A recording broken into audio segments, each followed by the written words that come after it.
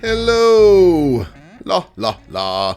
Welcome to 9394, a music podcast with Travis Roy. I hope you're doing well. I got Brandon Callahan back on the show today, our resident metal fan, to talk about the legendary band Metallica. Look, I don't listen to Metallica. I respect Metallica. He is just the right person to come onto the show and talk about this band with us. I really appreciate it. Check out our conversation.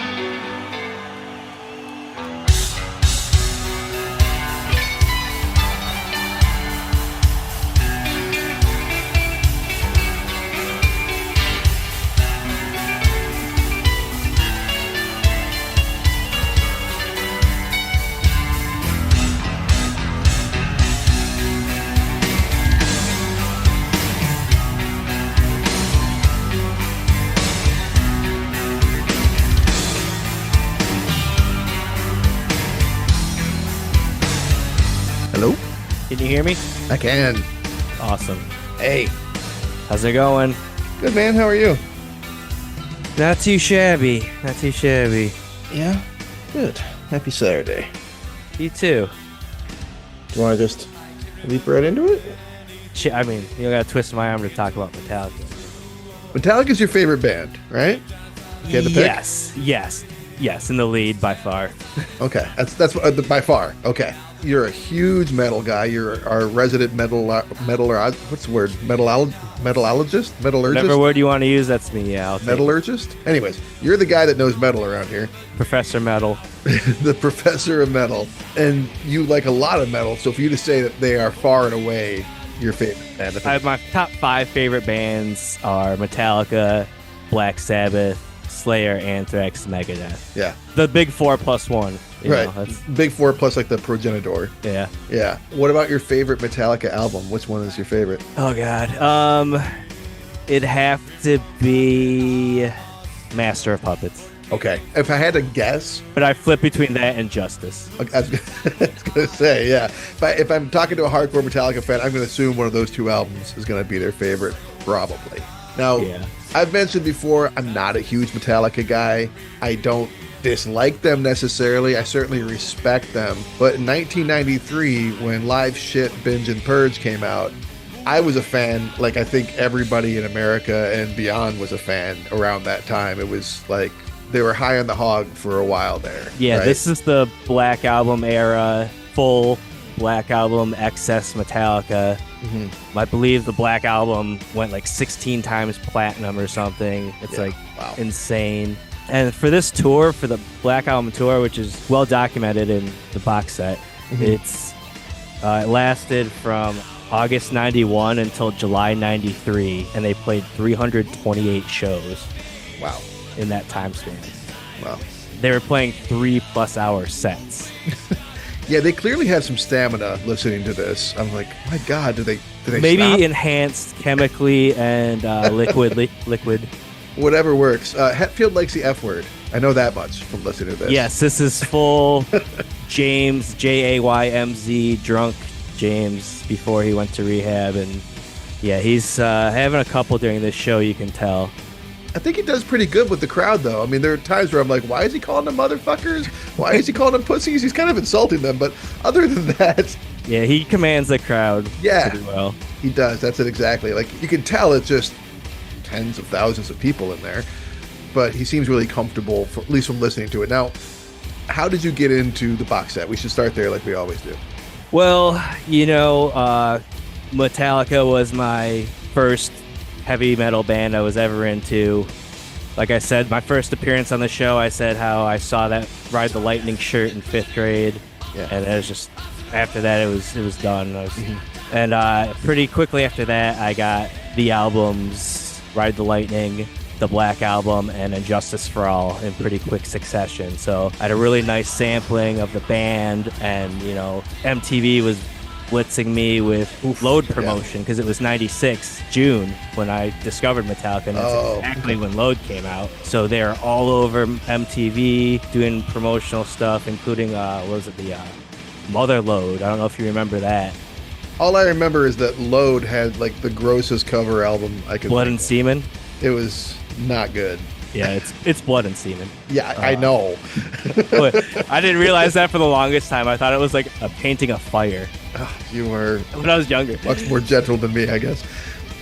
But yeah, the Mother Load contest was ridiculous too. It was 3 semi trucks were going to 3 different winners of this MTV contest, and inside one of the semi trucks was Metallica, who was going to play at your hometown bar. Oh, for you and your friends. That's fucking cool. Yeah, and I watched that, and it was. So they're all over MTV, and then they're all played all over the Riff, at that time. Wait, you're saying that there was like 3 winners, or there was like 3 people who won and Metallica was only in one truck?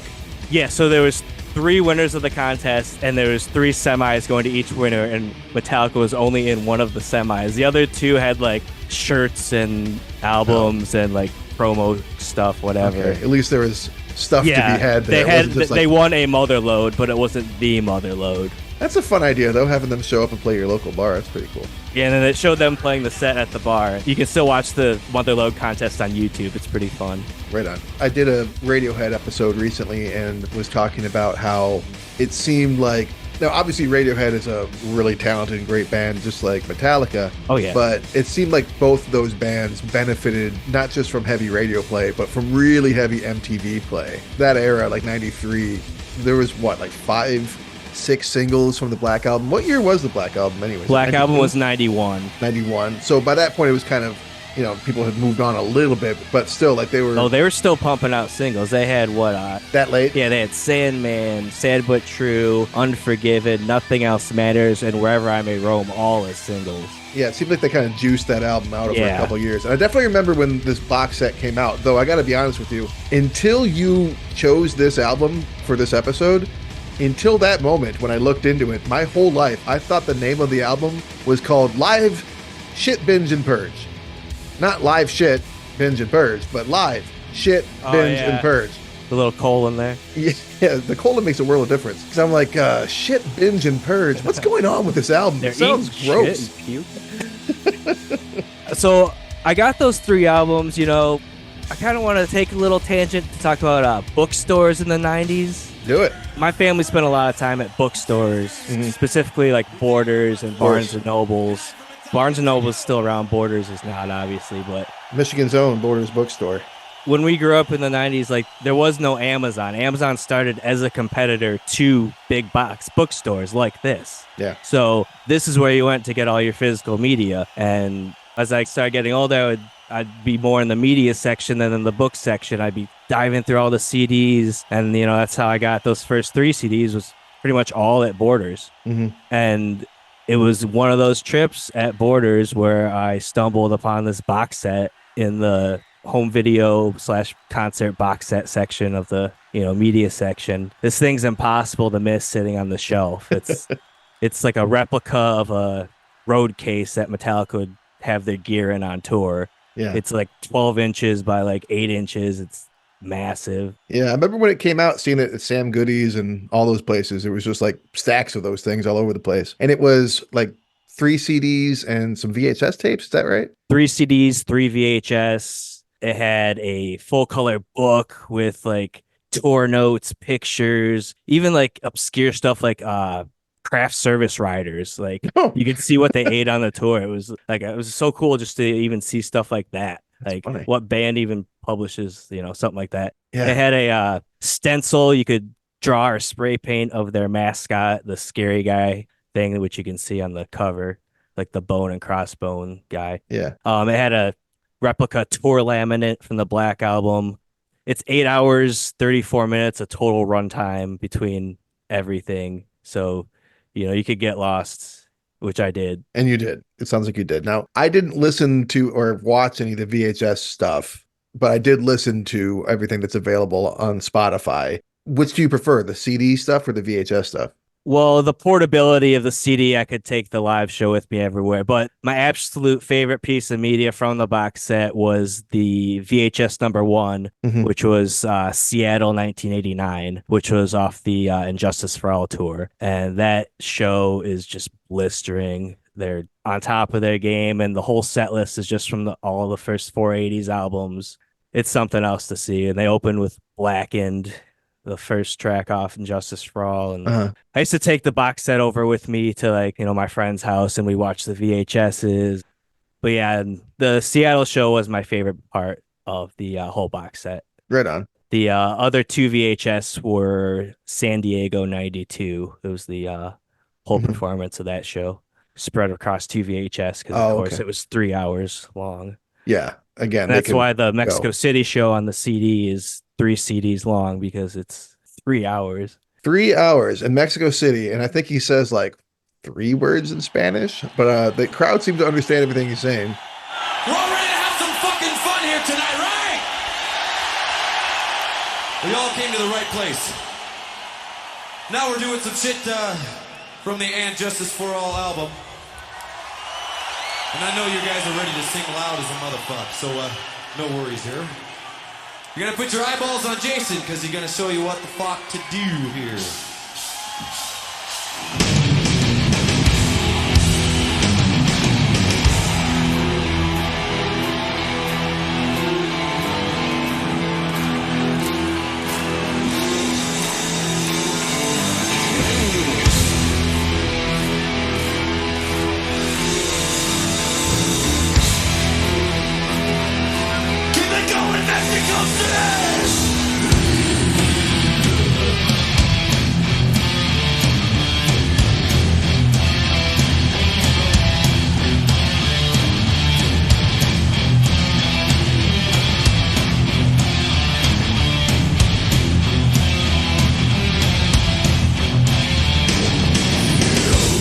South America and Mexico and Central America, those audiences are notoriously rowdy. So I think that's maybe one of the reasons, because they always are singing. They sing guitar harmonies, they sing lyrics that, other crowds don't sing. So like a lot of Iron Maiden, they record a lot of live albums down there as well. Okay, so it's known in the metal scene, good crowds there. Yeah. Okay, that's cool. So I feel like there's a lot of tracks on here. I don't remember if I mentioned this to you or not, but I feel like this is an opportunity. We should definitely be able to pick at least 2 favorite tracks for this, right? Because there's a lot of songs on here. Like I said, it's a 3-hour set list. Yeah. They definitely go all out. So I did have a very hard time picking a favorite. So I'm glad you're letting me do 2. I really appreciate that. I mean, you can talk about whatever you want, but if you had to narrow it down to 1, which one would you go with? I'll kind of do 2 favorites. One from my younger days, my absolute favorite from when I was younger, and then the present day favorite. Okay, so what was the one when this came out, or at least when it was new to you? What was the one that grabbed you? It would be Motor Breath. Motor Breath. Which one is Motor Breath? Lars Ulrich still on the drums.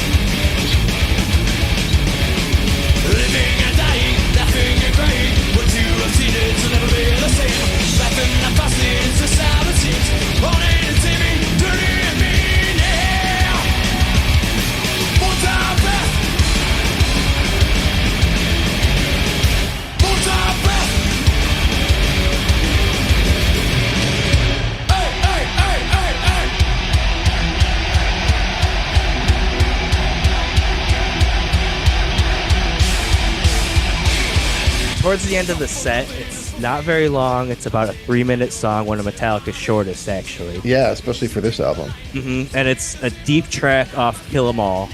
Oh. Their debut album. Okay. And I had the box set before I had Kill 'Em All or Master of Puppets, those albums. So the only versions of those songs I could hear was off this live box set.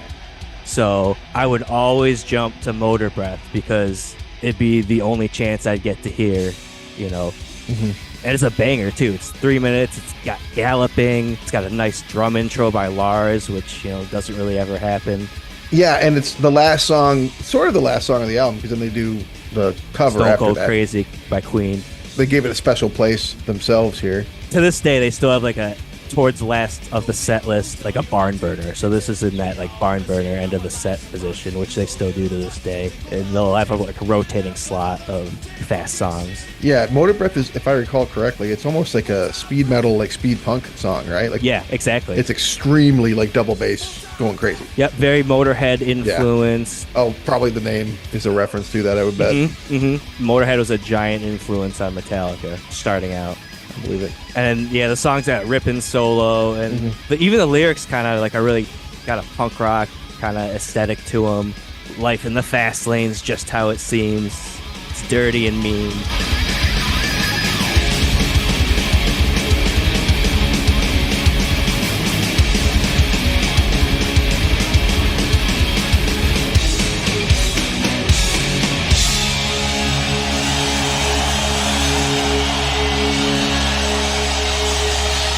It definitely stuck out. I mean, like I said, the title slipped my brain, but it did. Now we're talking about it, it did stick out as as almost like a punk song. Yeah. Yeah. So when I was younger, that's one of the ones I would always go to first when I would go to put on these CDs. Yeah. What about now? Now it's Creeping Death. Fuck yeah, we're ready! You ready, my friends? Creeping death!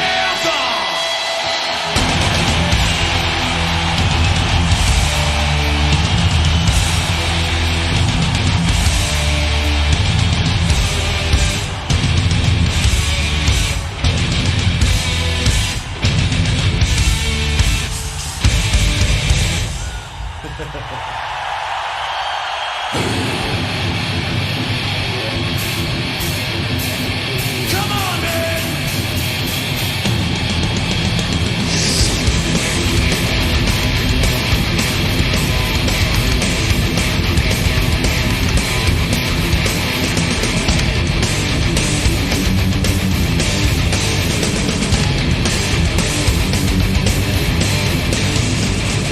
Okay, that was one of the first songs on the CD. Yeah, that's song number two. Yeah. Right after they start with Enter Sandman, which is like kind of crazy because that's like the biggest single off the Black Album, and probably still to this day, probably one of their biggest songs ever. I mean, if I had to guess what their most successful single was, I would guess that song. Exactly, and they they start the show with it. Most bands, that would be their closer, you know? Right? It's like, no. And then they lead into Creeping Death right after that, which is kind of a deeper cut. Yeah, it's a deep cut off their second album, Ride the Lightning, and it's got so much energy. It's got really kind of cool, cryptic, like Bible-themed lyrics. Uh-huh. James Hetfield, the frontman of Metallica, has a very complicated relationship with religion. He grew up in a very strict Christian Science household. Oh, okay. Their families, whatever version of Christian Science, didn't really believe in modern medicine. Yeah. And his mom had terminal cancer. Oh. And so he had to watch that as I think he was 14, 15, something like that. Okay, He was a yeah. teenager, so That's going to give you some feelings about religion. yeah. So he has a few songs that kind of dig it, and this is kind of the first attempt at that. You know, it's like Old Testament, like slaves, Hebrews born to serve to the pharaohs. Like, that's the opening line. You know, Yeah. it's got an amazing breakdown where you have 20,000 people chanting "Die, die, die." Yes, you do. And if you've ever experienced that in a live setting, it's something to behold. Again, like you said, like he commands the crowd pretty well. But I think the crowd's clearly fucking loving it. They love all these deep cuts. They love the old stuff that they lead off with. You can really tell. Yeah, and Creeping Death to this day is one of their most played tracks live. Oh, really? It's kind of a staple. They always play it live. It's usually towards the beginning of the set, too. And this was kind of one of the first tours where they started doing that, moving it, inching it towards the front of the set. Yeah. I picked a favorite. You know, I kind of thought that I would pick a song that would be one of the ones that I like most before listening to this, because I'd never heard this before. I think I've heard all or most of these songs before. And so I thought I was going to pick 1 or something like that. But I end up going with Seek and Destroy because I really loved this 20-minute version of Seek and Destroy. And like they're getting like the crowd involved, and it's just like so interactive, and it's just such a celebration. You're only going to get that on a live album, you know. So you never want like a 20-minute track with different vocal, you know what I mean? Like.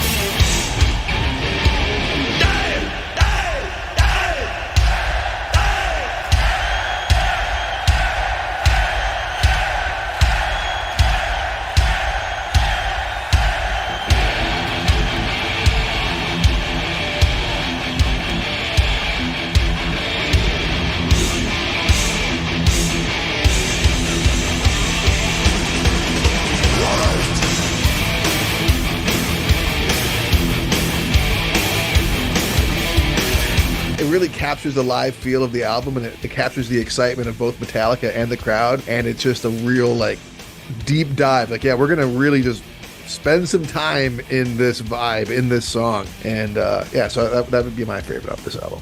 They did this throughout this whole Black Album tour. Was during Seek and Destroy, they would extend the final chorus to like 10 minutes, and the band would just lay back, and James Hetfield would get a mic, and he would go into the crowd. He would just let anyone around him just like sing. He'd be talking to people, and fuck yeah, I'll take it.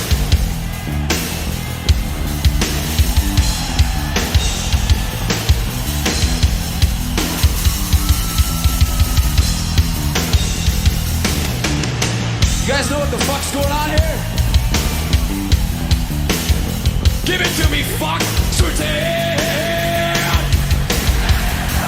No, you better do it again, man. Here!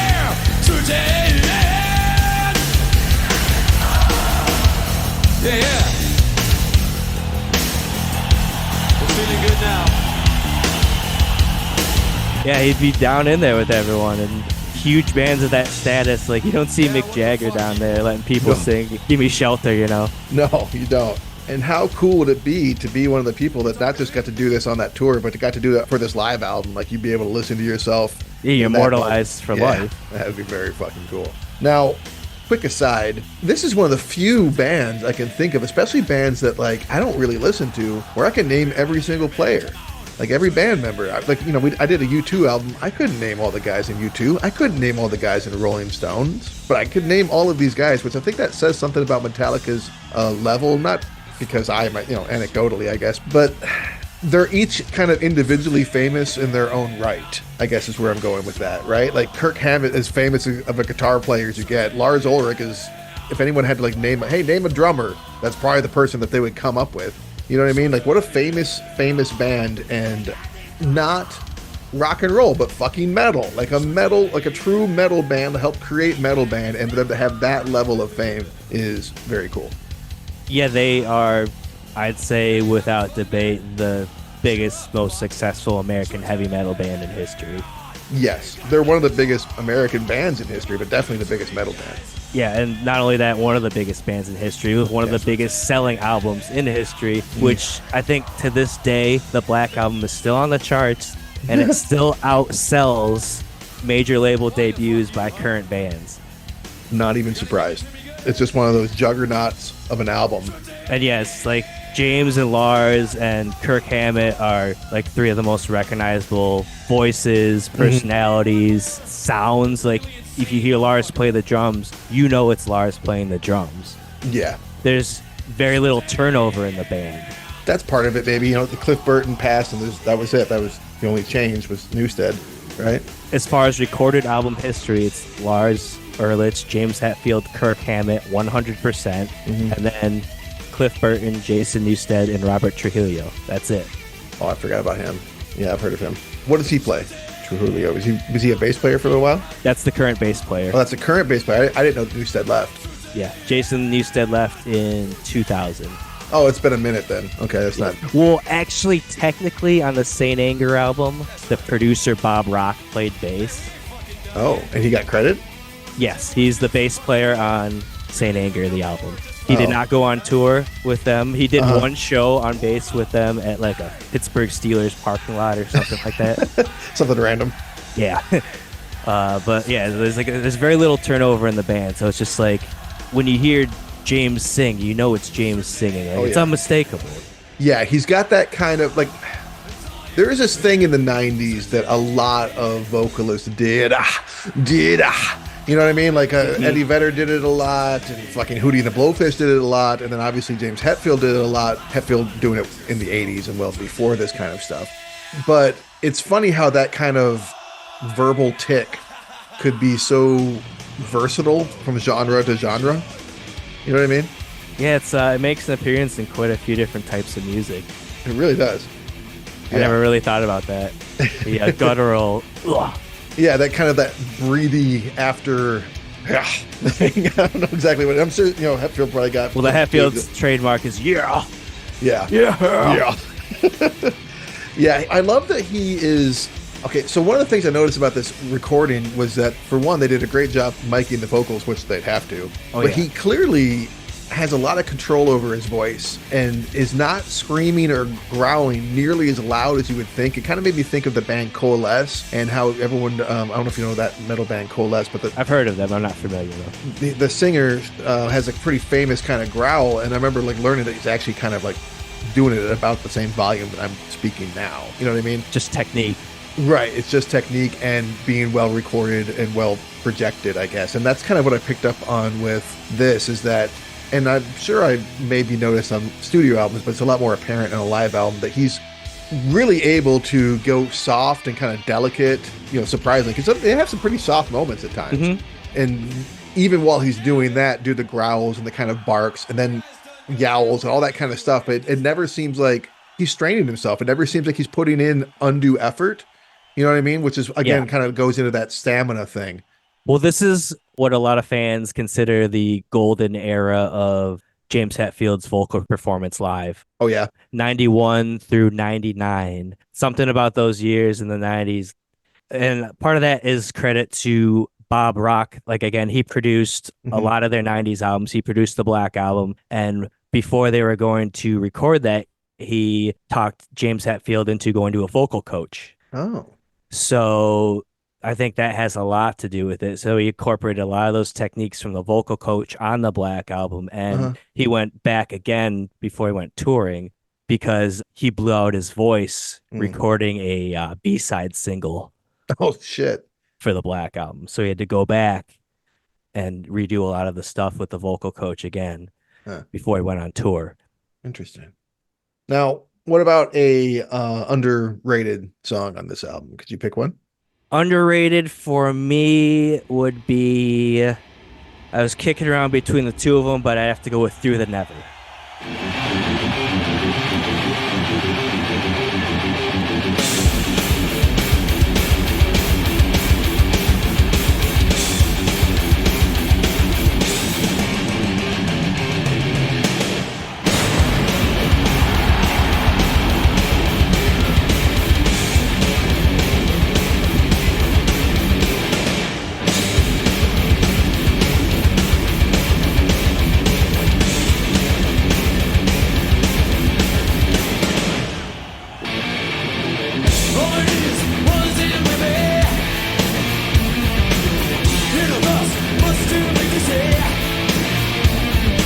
Yeah, that one's dark. I like it.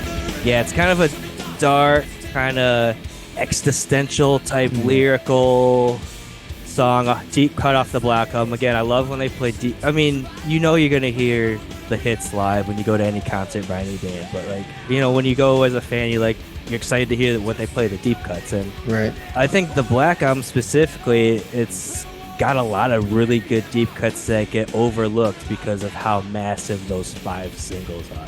Yeah, that was one of those songs that when I had that CD and I listened to it regularly, but it's not one that comes to mind. It gets overlooked. Yeah.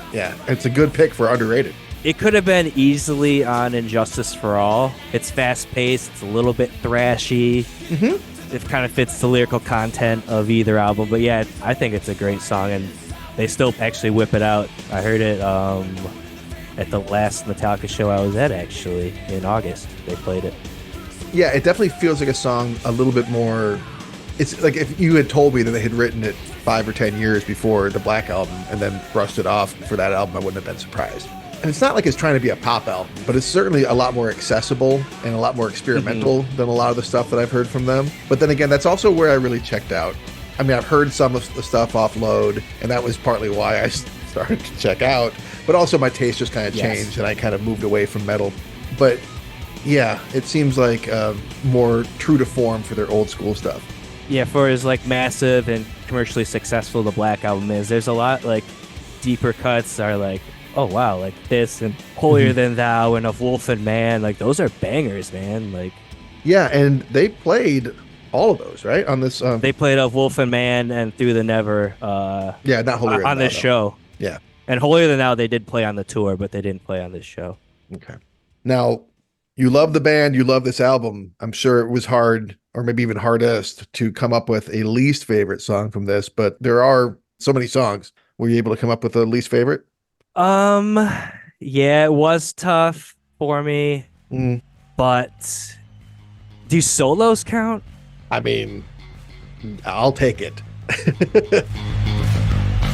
Hail Satan, if you please.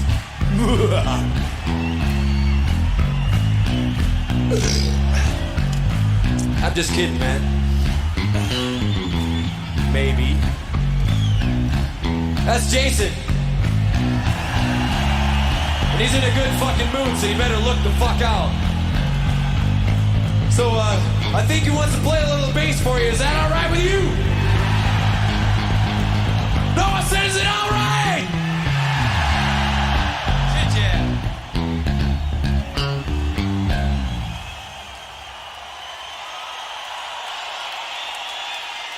I mean, the two longest cuts off the 3 CDs are the bass/guitar solo at 18 minutes 49 seconds and the aforementioned Seek and Destroy at 18 minutes. Right. And I got to admit, a lot of times when I was younger and I was listening to the CD and I really wanted to hear Seek and Destroy, I would fast forward through the part where he was in the crowd. Yeah. I was like, finish the song. Yeah.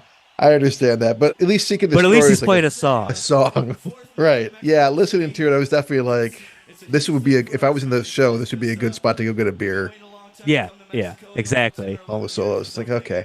But as far as like 18 minutes worth of a bass and a guitar solo separately, it's like, you know, I know you could have. The guys need time to rest and whatever, and it's a 3-hour show. But it's like, I don't know, maybe like another small 3-minute song or whatever. Like, I don't know. Or even because they did like 3 encores here. Do 4. Yeah, it's just kind of excessive. I agree, but I've never been a fan of solos in live performances. Like I saw Rush once, and I know I'm special and lucky to have heard Neil Peart go on for a solo that was his infamous drum solo. It was literally like a half-hour long. And I'm like, I'm bored to tears, man. Like, what is happening? Like the solo of life or whatever he calls it. Yeah, like I don't want to listen to this one instrument. Yeah. I mean, I do, but not for 10, 20, 15, 30 minutes, you know? It's like, do a song. And then especially if you see the San Diego 92 VHS, you can see the video of Kirk Hammett playing his solo during this, and he rubs the guitar on his butt and then drags it across the stage at one part of the solo. So it's like, does he really need to be doing this and me listening and watching it? Yeah, because you're saying that's what ends up on the CD version? Well, I'd imagine. Okay. I don't know how much he, varied up his solo act during the tour. I don't know but in 92, the butt part was definitely in his solo. I don't know if the Mexico City 93 if still there. I think it's safe to say if you have a musician playing their instrument with their butt, that's probably going to be the least good song on the album. So yeah, I'd have to say the solos would probably be my least look forward to listening aspect of the album. Could you pick one that was like an actual song, or is that too hard because you love them so much? It had to be Seek and Destroy then for that really? crowd part, just because I'd always have to fast forward through it as a teen, and it.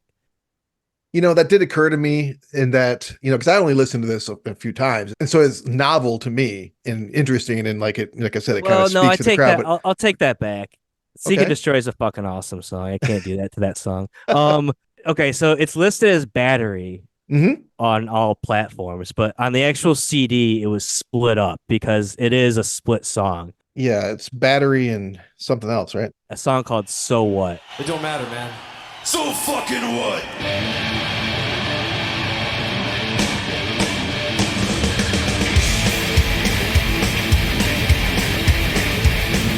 Well, I've been to Hastings and I've been to Brighton. I've been to Eastbourne too. So what? So what? Well, I've been here and I've been there. I've been every fucking where. So what? So what? So what? So what? You poor little cunt. Who cares? Who cares? Who knew? Who cares? Who cares? Life's such sweet, life's such rock. Life even something on me and Scott. So what? So what? Which is a cover by Anti-Nowhere League, which is just, the lyrics are some of the most obscene lyrics. Very juvenile. Very juvenile and British gutter. It's a British punk band. Yeah, I didn't recognize it when I was listening to it. I was glad to learn that it was a cover. So I'm like, that doesn't sound like our boys here. I'll give you a little sample of the lyrics is, I fucked a sheep, I fucked a rock, I've even sucked an old man's cock, so what? Yeah, and they also did Last Caress. Oh, that's an amazing. Yeah, but again, if we're talking lyrical content, I you know what I mean? Today. I killed a baby today. Yeah, it's like they went out of their way to pick. But still, I'd somehow rather hear that than.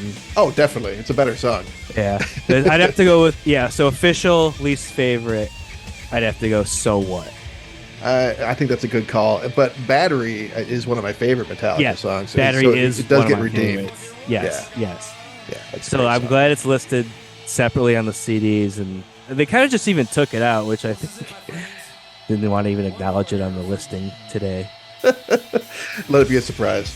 Funny little, the guy from the Anti-Nowhere League, the singer, his name's Animal, and he's often quoted as saying, like, he was working construction until Metallica covered his song.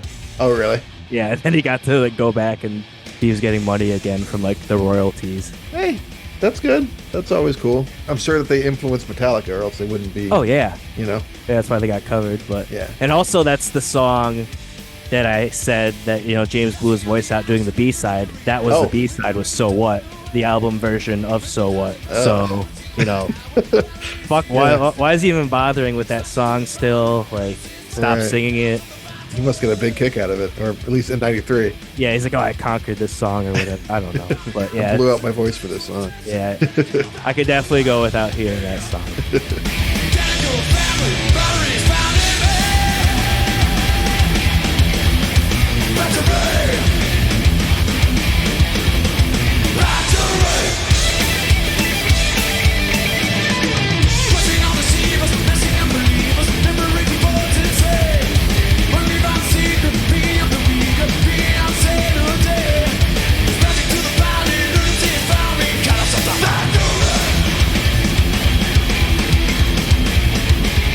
Anything else you want to say about this album?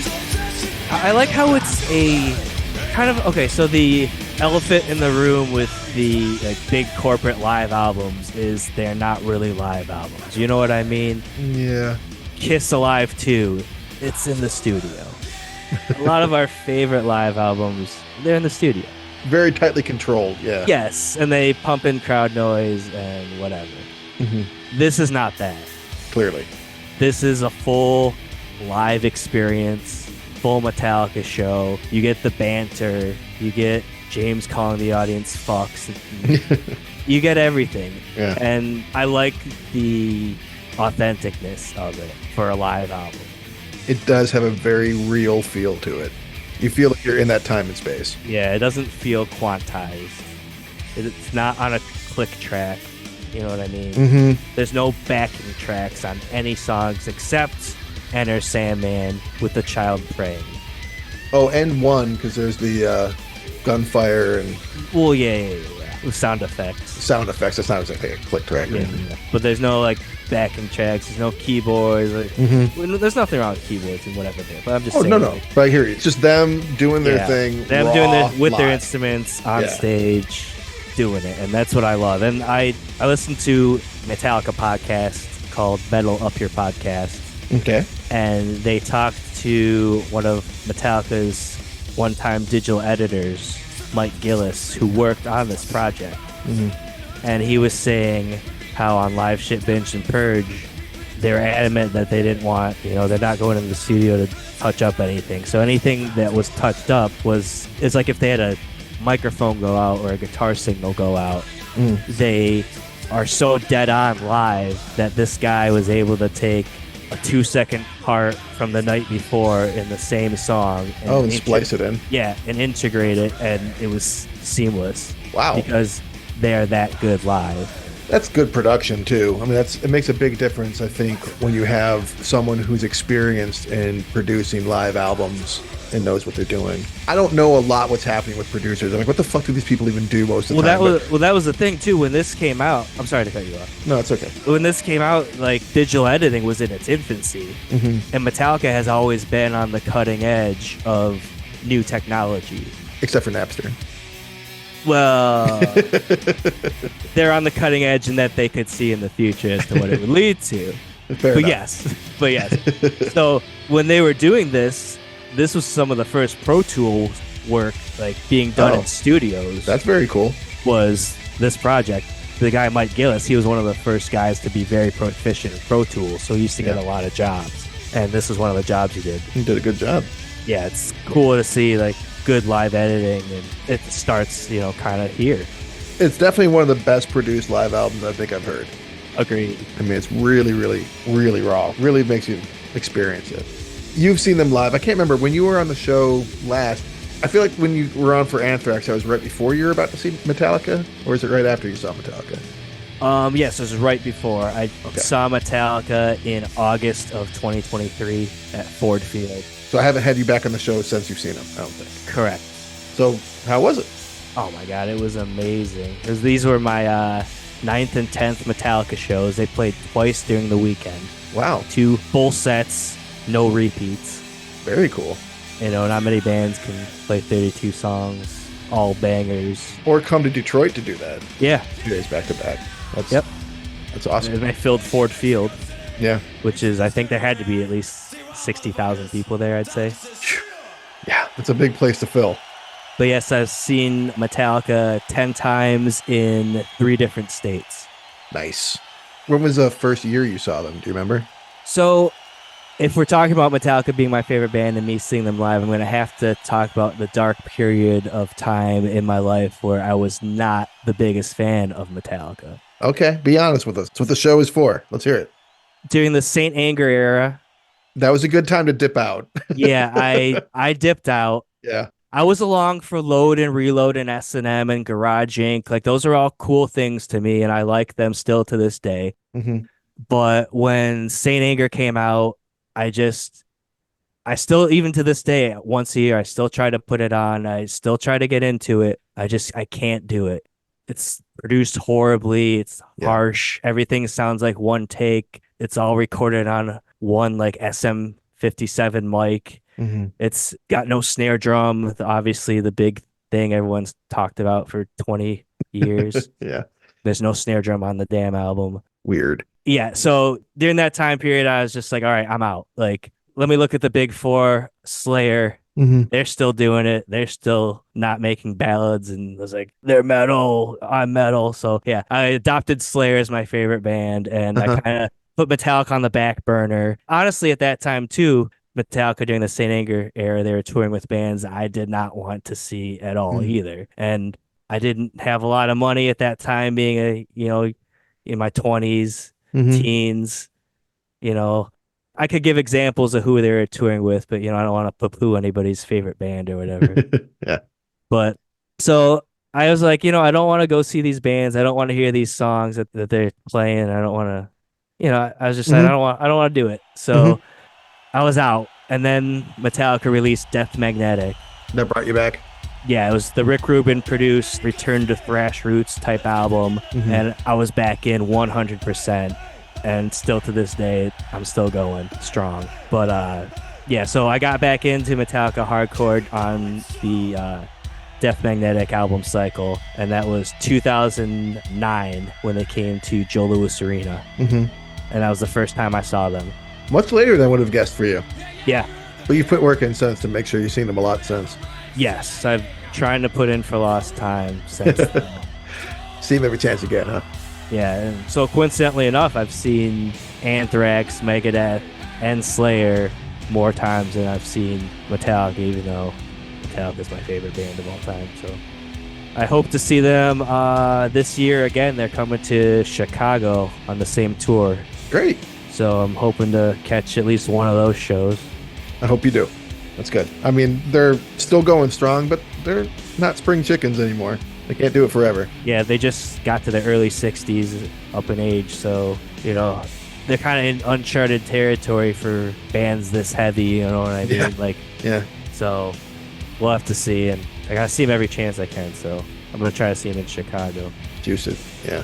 The box set did actually chart, too, on the Billboard Top 200 when it came out. That says a lot. Box sets are not known for charting. Yeah, the box set charted on the Top 200 at number 26. Number 26. Yep. That's very high. In between Both Sides by Phil Collins and Duets by Elton John. They're peers. Metallica's peers. Yep. They're cohorts, for sure. So yeah, 25's Elton John, 26 is Metallica, 27's Phil Collins. So yeah, that's, I mean, but again, the staying power and the popularity of this band, it can't be understated. No. They filled up Ford Field with 60,000 people last year. I mean, Still pulling that in. Yeah, it says a lot. they're beating Taylor Swift's attendance records Really? on this tour. Yeah. Where's their movie? They did it. They They did a movie? Did it go to theaters? they live streamed their Dallas show into theaters. Oh, well, all right. Very cool. Yep, and they also, when they did S&M 2 with the orchestra a couple years ago, they live streamed that to the theaters. They're doing it. I mean, they're up there. Like, they are the Taylor Swift of metal. Or maybe Taylor Swift is the Metallica of pop. They are definitely top tier. I mean, as big a band as you could pretty much get. At that Dallas show, they broke Taylor Swift's attendance record at Cowboy Stadium. Really? Yeah. That's wild. So last time you were on this show, you put in a request for my last question that I posed to my guests. You gently asked me to ask you something roller coaster related. Ooh, yes. So that's what I have for you. Because tell the people, do you like Cedar Point? Oh, do I like Cedar Point? I asked my girlfriend if I like. Yes, I have a 2-year standing Gold Pass member, so that means I can just show up, scan it, and I get in. I don't have to spend $1 at the park. Nice. And I went 10 times last year with the Gold Pass. Okay. Never gets old. So let's get in the time machine and go back to 1993. I've got 6 rides here that are no longer available at Cedar Point. Ooh, defunct rides. Defunct rides. Some of them are still funked, just moved. Oh, yeah, to other places. Demon drops. So this was the Demon Drop. Right. So I'm going to ask you to pick which one you would ride now if you could again. And I guess while I bring them up, do you have any memories about them? Like, do you have any Demon Drop memories attached? Oh, God, yeah. Yeah, Demon Drop was right there at the front of the park. Yeah. I took a trip one time with my dad, my sister, Jenny, who you know, and my best friend, Charlie Upton. And we all went to Cedar Point. This was 1998. And I actually still have a Kodak panoramic photograph pack of us on the Demon Drop. Nice. That's very cool. I have photographic evidence sitting right next to me of me on the Demon Drop in 1998. That's beautiful. And for the uninitiated, the Demon Drop at Cedar Point was just a...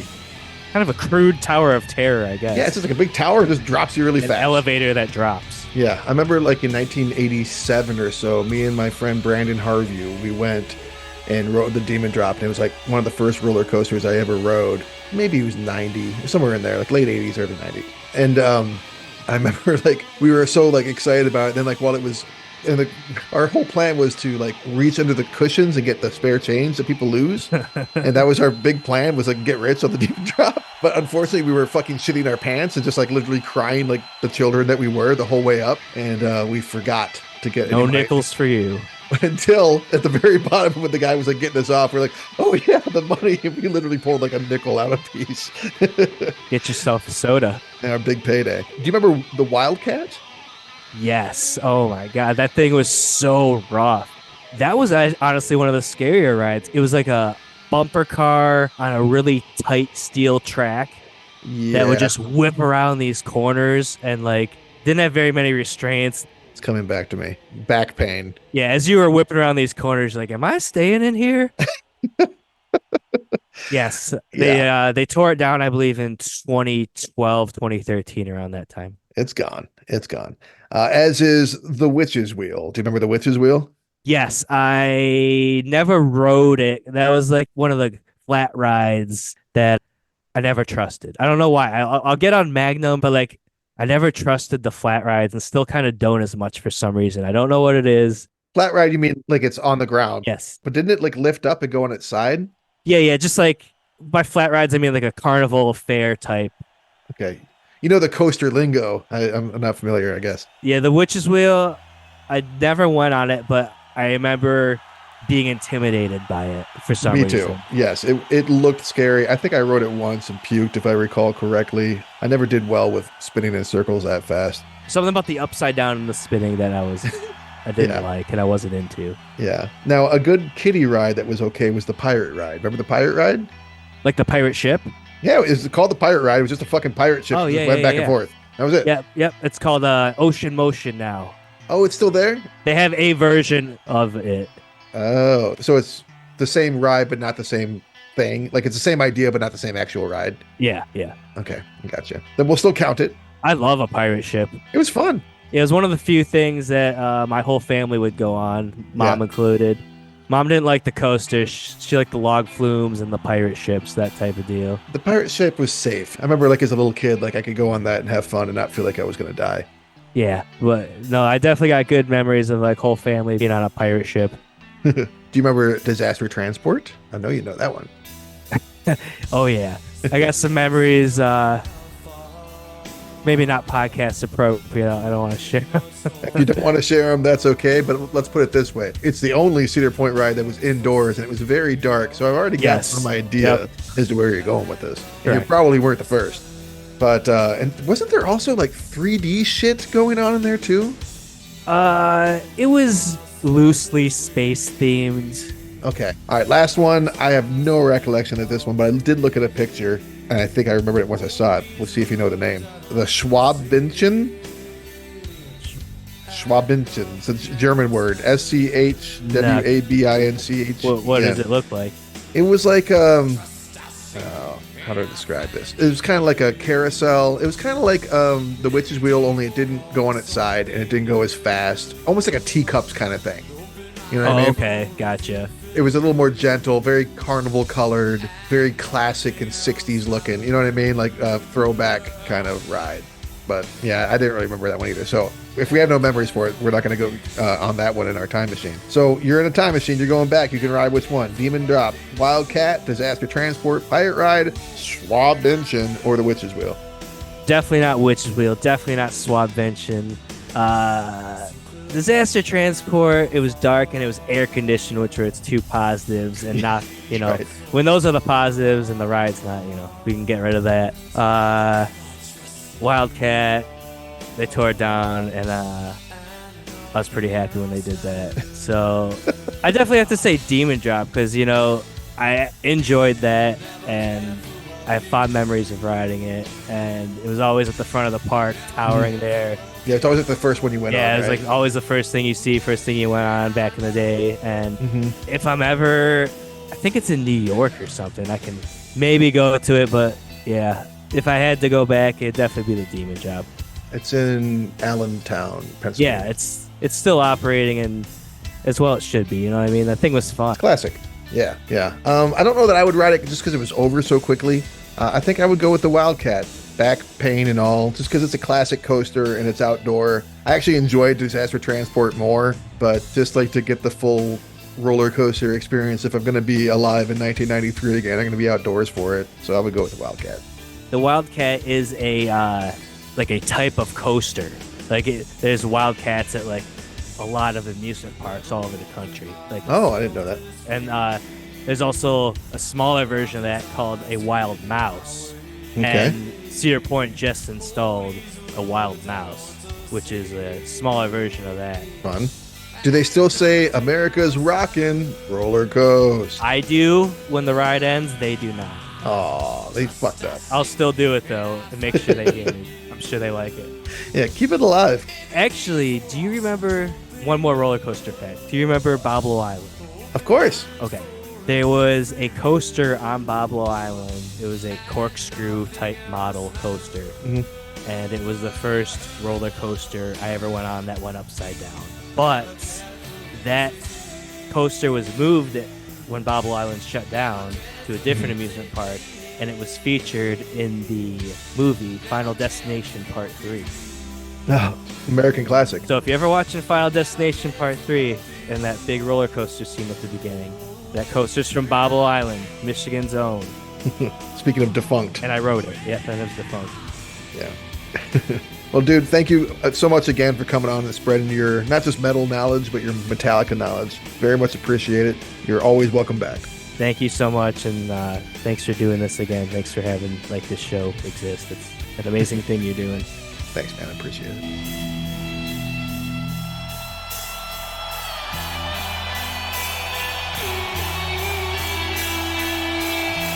So close, no matter far. Could be my soul for art. Forever trusting who you are. Oh, nothing else matters.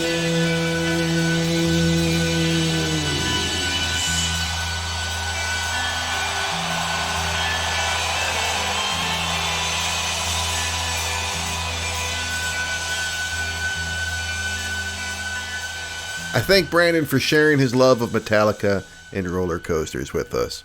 His voice is always welcome here at 9394. Maybe you want to come on the show, listener, if you want to. Or maybe you know someone that you think would be a good fit to come on the show. You can come on and talk about any album you want from 93 or 94 that I haven't already done. Like maybe, say, the 1994 album Welcome to Sky Valley by the band Caius.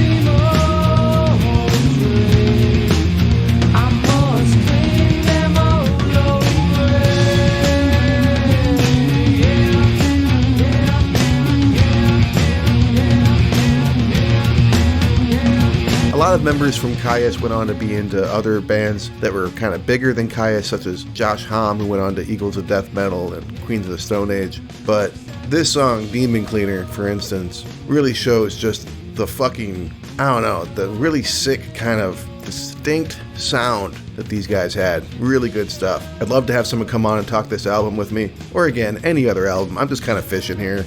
Whatever. Yeah, come on the show, email the show. That'd be fun. I don't really get emails. I know people listen, but I don't really hear from people much, so that'd be cool. You can email me if you want to talk to me or come on the show, or just, I don't know, send me like a fucking news clipping or like a devotional or something.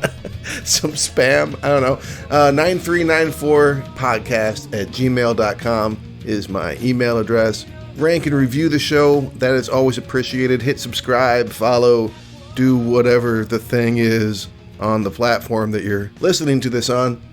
And Do I have any fun stories or anything? I feel like I haven't really shared of myself lately. I don't know. We're an hour into this fucking episode. I'll stop. I'll share more some other time. Thank you. I appreciate your listening. Take care.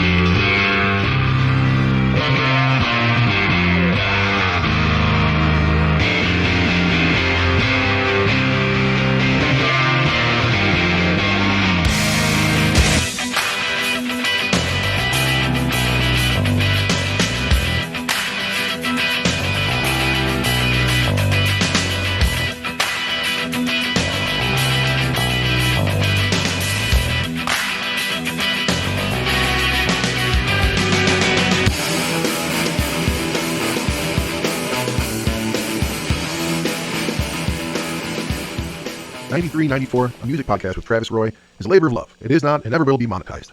Please don't sue.